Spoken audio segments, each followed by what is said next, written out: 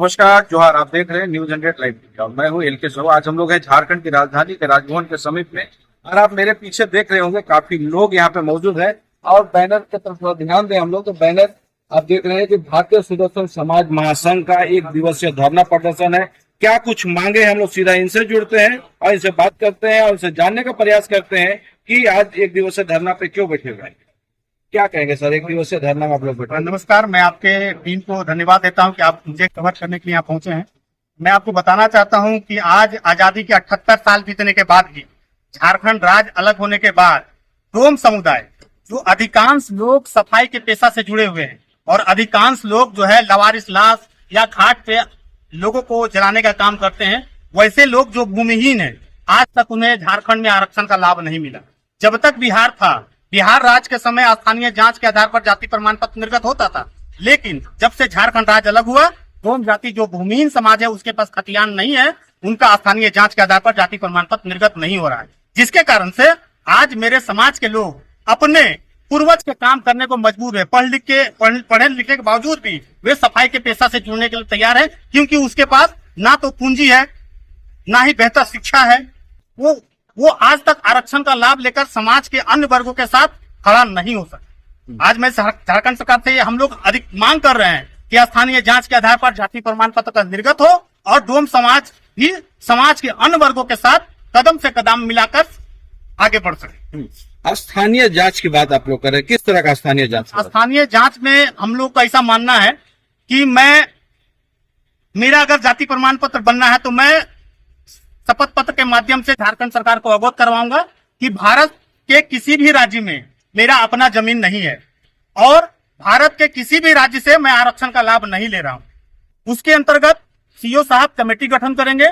Committee अगर शहरी क्षेत्र में है तो वार्ड विकास समिति, और ग्रामीण क्षेत्र से है तो ग्राम सभा लगाकर स्थानीय जांच कर मेरा जाति का निर्धारण करे और वो ये सत्यापित करे कि हाँ, ये व्यक्ति उसी जाति का है और झारखंड में वर्षों से निवास कर रहे हैं। आप बोल रहे थे कि आप लोग 78 साल हो गया, लेकिन जाति प्रमाण पत्र आप लोग का नहीं बन रहा है। क्या लगता है कि इसके लिए आप लोग सरकार से बात किए? 2 बार हमने मुख्यमंत्री को ज्ञापन दिया है, राजभवन जाके, आपका मुख्यमंत्री आवास जाके और विधानसभा जाके 2 बार मैंने मुख्यमंत्री को आवेदन दिया और हमने कहा कि ये राज्य का दुर्भाग्य है कि जिस राज्य का मुख्यमंत्री एक आदिवासी हो और दलित रोड पे है। ये राज्य का दुर्भाग्य है और हम लोग का दुर्भाग्य है। हम लोग को अपेक्षा था कि एक आदिवासी मुख्यमंत्री है तो निश्चित तौर पर दलितों का आवाज को सुना जाएगा और हम लोगों को समस्या का समाधान होगा और हमारे बच्चे को भी जाति प्रमाण पत्र निर्गत होगा और हम समाज के अन्य वर्गों के साथ खड़ा हो सके। अनुसूचित जाति अनुसूचित जनजाति के लिए एक नया आयोग बनाया गया है झारखंड सरकार की तरफ से, तो क्या लग रहा है उस आयोग से कोई फायदा आपको? अनुसूचित जाति आयोग झारखंड राज्य में कहाँ है? नहीं है। इससे पहले जो भाजपा गवर्नमेंट थी उस समय अनुसूचित जाति आयोग का गठन किया गया था, लेकिन आज विडंबना है कि आज हमारे साथ शोषण भी होता है ना, तो हम राज्य के अनुसूचित जाति आयोग पर जा नहीं पाते, हमको जाना पड़ता है केंद्र के अनुसूचित जाति आयोग पर। और यहाँ से जो गरीब है, जो सफाई कर्मचारी है, वो दिल्ली दौड़ नहीं लगा सकता है। यदा कदा साल में 2 साल में उनका दौरा होता है तो हम लोग अपना पीड़ा रखते हैं और हमारी समस्या जस के तस रहती है।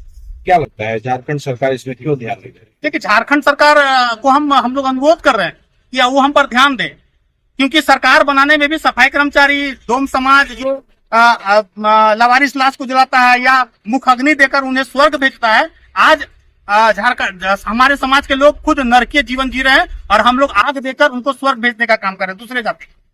आपका परिचय? मेरा नाम शंकर कुमार, भारतीय सुदर्शन समाज महासंघ के प्रदेश अध्यक्ष। लेकिन मेरा कहना है कि जो हमारा समाज है आज से नहीं लगभग 4000 वर्षों से जो है सबसे नीचे पैदान पर रहा है और सुविधा के नाम पर आज तक कुछ नहीं मिला।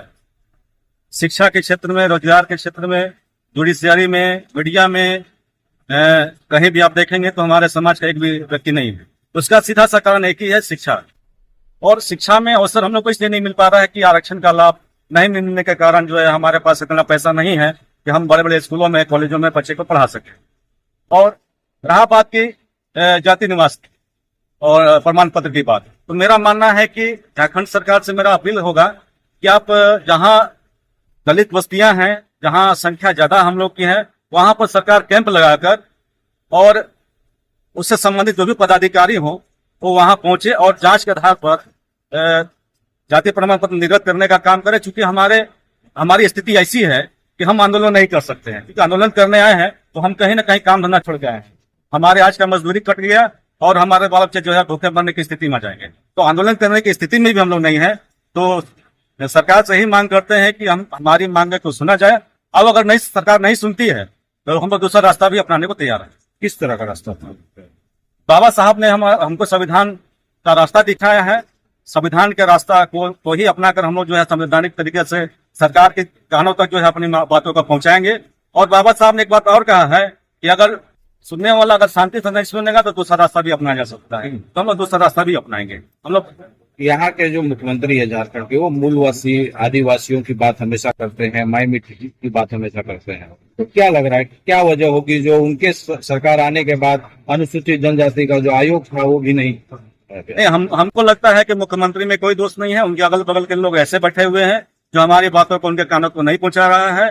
और हम चाहते हैं कि मुख्यमंत्री अगर स्वयं आके हमसे मिले, तो क्योंकि हम लोग ने भी उनको वोट दिया है और बहुत उम्मीद के साथ हम लोग झारखंड का मुख्यमंत्री आदिवासी को बनाया है, तो कहीं ना कहीं हमारे भाई हैं, बंधु हैं, हमारे गार्जियन हैं और हम उनसे बहुत अपेक्षा करते हैं।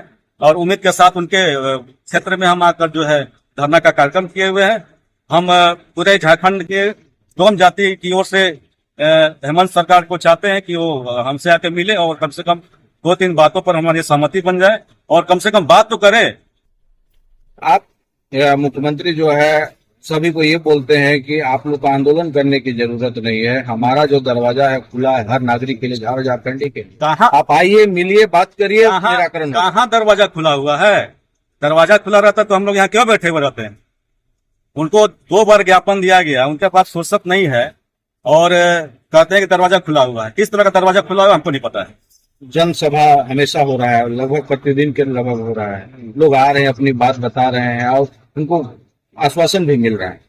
हम लोग को आश्वासन नहीं मिला। नहीं मिला है? नहीं मिला। तो क्या आगे की रणनीति क्या होगा? आज एक विश्व धरना है, आगे की रणनीति हम लोग बैठ के तय करेंगे। हम लोग चाह रहे हैं कि जिला स्तर पर हम लोग कार्यक्रम करें और हर एक जिला से जो है इस तरह का कार्यक्रम करके सरकार के कानों तक हम लोग बात पहुंचाएं। पूरे झारखंड में आप लोग की आबादी क्या होगी? देखिए, आबादी की जहां तक बात, जब तक जातीय जनगणना नहीं होगा, एक्चुअल उसका कोई जनसंख्या हम लोग बता नहीं सकते हैं और आंकड़ा रहेगा तो बात करने में आसानी होगी। बोलिए। इसी झारखंड में बोहरा समाज जाति हथियान नहीं है, उसका जाति प्रमाण पत्र कैसे बनता, उसको एसटी का दर्जा कैसे मिलता है इसी राज्य में? तो क्या हम लोग डोम है इसी चलते हम लोग से अछूता है सरकार ताकि हम लोगों का नहीं बने?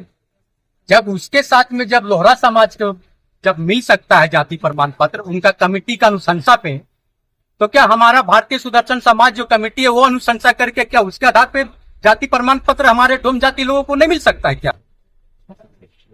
ऐसा कानून होना चाहिए। ऐसा कानून झारखंड प्रदेश में चल रही है, यह मैं नहीं कह रहा हूं।